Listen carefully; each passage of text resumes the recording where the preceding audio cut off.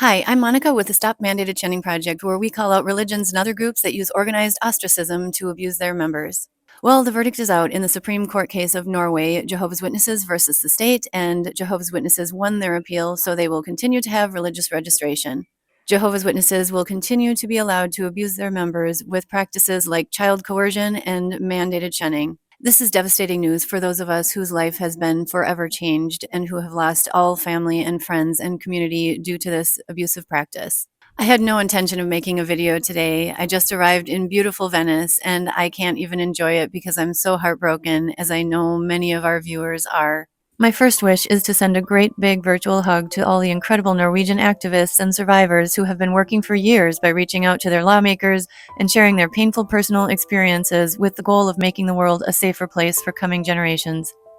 Many of you filled out complicated documentation, made endless phone calls, wrote books or articles, gave numerous interviews for local newspapers and TV stations, and testified in court multiple times.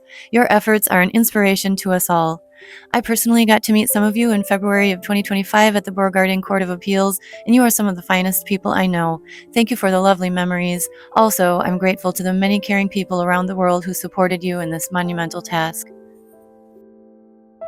But really quickly, let's break it down. I see two big problems that we need to fix if we're going to win in court. What went wrong? What do we need to do different next time? How can we make mandated shunning a crime? One of the problems is that once again, the judges at the Supreme Court level viewed religious freedom as an institutional and organizational right rather than an individual right. So individuals do not have the personal choice of what religion they are or what they believe inside that religion. There's no flexibility. It is a general misconception that it is the leaders of religious groups that have all of the freedom and not the members of those groups. So individual Jehovah's Witnesses, for example, do not have the choice to not shun a family member unless they want to be sanctioned, unless they want to lose privileges, lose social status, or be shunned themselves. It is the religious leaders who decide how everyone needs to behave and what everyone needs to believe. Any variation of thought is not allowed.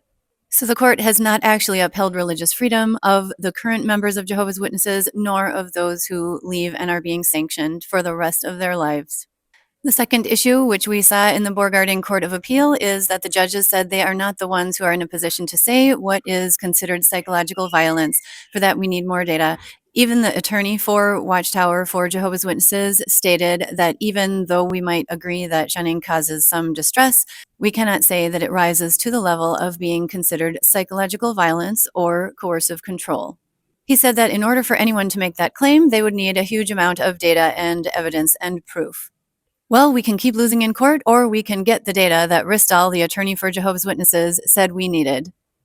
If you're familiar with this channel already, you know that I often talk about the research project at Roehampton University. It is the first of its kind into mandated shunning.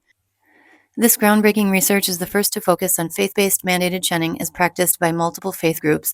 These groups include Jehovah's Witnesses, ultra-Orthodox Jews, Exclusive Brethren, Amish, Bahá'í Faith, Geelong Revival Center, Muslims, and Scientologists. Membership in just these 8 organizations numbers in the tens of millions worldwide.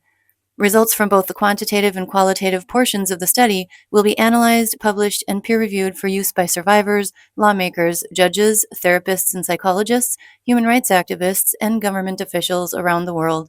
This research will take an estimated 3 years and $300,000 to complete. So let's find a way to get this research across the finish line. If we want to change the laws, and if we want to get better results in court, let's raise our voices, let's do the work. Let's make mandated shunning a crime.